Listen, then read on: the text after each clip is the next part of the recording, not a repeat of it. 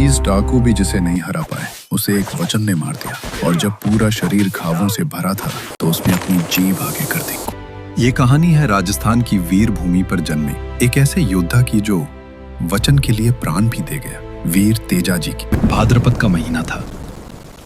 चारों ओर तेज बारिश हो रही थी। किसान सुबह सुबह अपने बैलों के साथ खेतों की ओर निकल रहे थे। तेजाजी भी अपने खेत में हल चला रहे थे, लेकिन धीरे धीरे उन्हें बहुत भूख लगने लगी।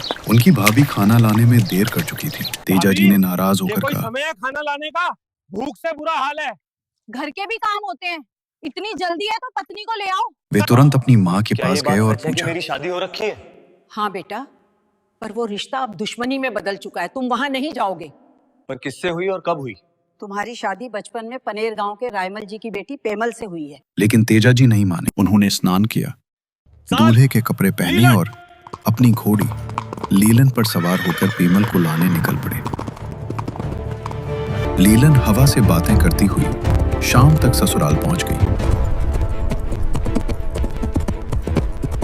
उनकी सास गाय का दूध निकाल रही थी। तेजाजी की घोड़ी से उनकी गाय डरकर इधर उधर हो गई, तो उनकी सास गुस्से में बोली, कौन है रे? तू काले नागरा खाया जो मेरी गायों भड़का दी? मैं खरनाल तेजो जाट हूँ। क्या लेने आया है? सासू माँ की बात तेजाजी को तीर की तरह चुभी। वे बिना कुछ बोले वापस लौटने लगे। इधर जब पेमल को ये बात पता चली तो आपने जिसको अभी अपमानित किया है वो आपका जवाई है। क्या आपको इतनी भी तमीज नहीं कि घर आए जवाई से कैसे बात की जाती है? बेटी, मैंने पहचाना नहीं है। अब मैं इस घर में एक पल भी नहीं रुकूंगी जहाँ मेरे पति का अपमान हुआ है। लाछो को भेज के रुकवाओ उनको। लाछा ने तेजाजी को रोका और कहा, देवी, आप कौन हैं और मेरा रास्ता क्यों रोका है? मैं पेमल की सखी लाछो गुर्जरी हूँ। मुझे पेमल ने आपको लेने के लिए भेजा है। आप मेरे धर्म के भाई हो और पेमल मेरी सखी है। लाछो तेजाजी को अपने घर ले जाती है और पेमल से मिलवाती है। पेमल ने अपनी माँ के व्यवहार के लिए माफी मांगी। समय लगा दिया आपने आने में। दोनों के बीच भावनात्मक बातचीत शुरू हुई।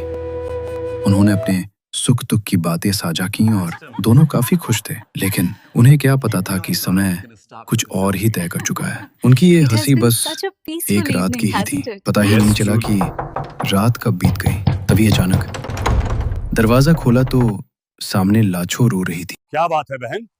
मेरी गाय लुटेरे ले गए। तेजाजी ने तुरंत अपनी तलवार निकाली और अपने धर्म का पालन करते हुए लाछा को वचन दिया, मैं तुम्हारी गायें वापस लाकर ही रहूंगा।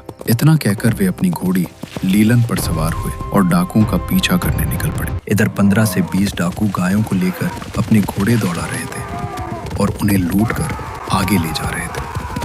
तेजाजी भी उनके पीछे ही आ रहे थे। रास्ते में उन्हें गोबर के निशान मिले। उन्हें समझ आ गया कि गायें ज्यादा दूर नहीं है। तभी उन्हें एक जलता हुआ सांप दिखाई दिया। तेजाजी को दया आ गई। उन्होंने अपने भाले से उसे आग से बाहर निकाल दिया। क्रोधित होकर सांप ने कहा, मेरी तपस्या भंग कर दी। तेरी मृत्यु मेरे ही कारण होगी। मुझे माफ कीजिए नाग देवता, मुझे लगा आप मुसीबत में हो।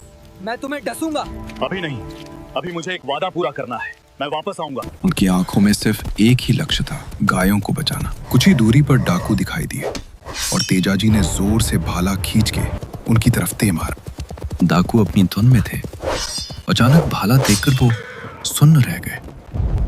पीछे मुड़कर देखा तो एक घुड़सवार आंधी की तरह उनकी तरफ बढ़ता चला आ रहा था।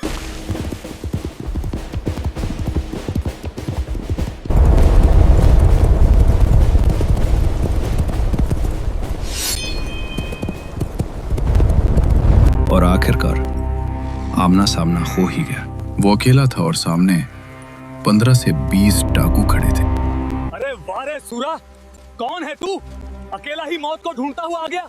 मौत ढूंढने नहीं, गाय लेने आया हूँ। ये गाय अब हमारी हैं।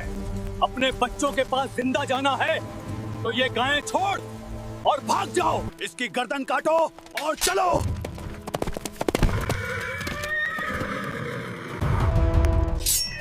तलवारें टकराई और चिंगारियां हवा में उड़ने लगी।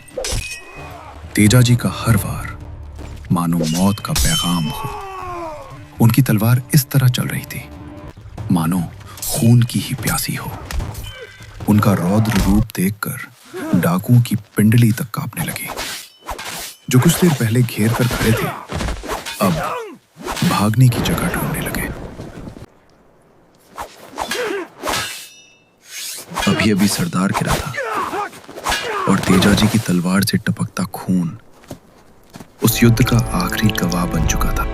उसके बाद तेजाजी गायों को लेकर लाछा गुर्जरी के पास पहुंचे। उन्होंने सारी गायें उसे सौंप दी और शांत स्वर में बोले, मुझे अब एक और वचन पूरा करना है। इतना कहकर वे अपनी घोड़ी लीलन पर सवार हुए और नागराज के पास लौट गए। नागराज उन्हें देखकर दंग रह गए। इतना घायल होने के बावजूद वो अपना वचन निभाने वापस आ गया था। नागराज के मन में विचार आया, ऐसे सच्चे योद्धा के प्राण मैं कैसे ले सकता हूँ? लेकिन तेजाजी नहीं मान। मुझे आना ही था। मेरे कारण आपकी तपस्या भंग हुई है, मैं इस पाप का भागी हूँ। नागराज ने बात टालने की कोशिश की, मैं तुम तक पहुंच ही नहीं सकता। तभी तेजाजी ने अपना भाला आगे बढ़ाया, आप इसके सहारे आ सकते हैं। नागराज फिर बोले, तुम तो पूरी तरह घायल हो, तुम्हारे शरीर पर कोई भी जगह सही नहीं बची। तब तेजाजी ने बिना देर किए अपनी जीभ बाहर निकाल दी। यहाँ कोई घाव नहीं है। सांप ने उन्हें डसा और आशीर्वाद दिया, आज के बाद जो भी सर्पदंश से पीड़ित होगा, अगर वो तुम्हारा स्मरण करेगा या तुम्हारी तांती बांधेगा तो उस पर जहर का असर नहीं होगा।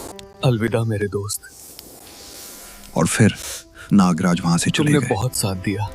तेजाजी ने लीलन से कहा, घर जाकर मेरे माता पिता और भाई को बता देना कि तेजा ने माँ का दूध लज्जत नहीं किया। लीलन चल पड़ी। तभी वहां आशु देवासी नाम का एक व्यक्ति अपने ऊंट के साथ पहुंचा। तेजाजी ने उसे पूरी बात बताई। अपना साफा उसे देते हुए कहा, इसे पेमल को दे देना, वो खुद समझ जाएगी। देवासी ने उनका साफा लिया और अपना दमछा उनके सिर के नीचे रख दिया। फिर उनका संदेश लेकर वहां से चल पड़ा। कहा जाता है बाद में पेमल भी उनके साथ सती हो गई। राजस्थान के ऐसे वीर और ऐसी सती वीरांगनाओं को नमन। अगर वीडियो अच्छी लगी हो तो एक बार जयकारा जरूर लगा। वीर तेजाजी महाराज की जय और कमेंट में जरूर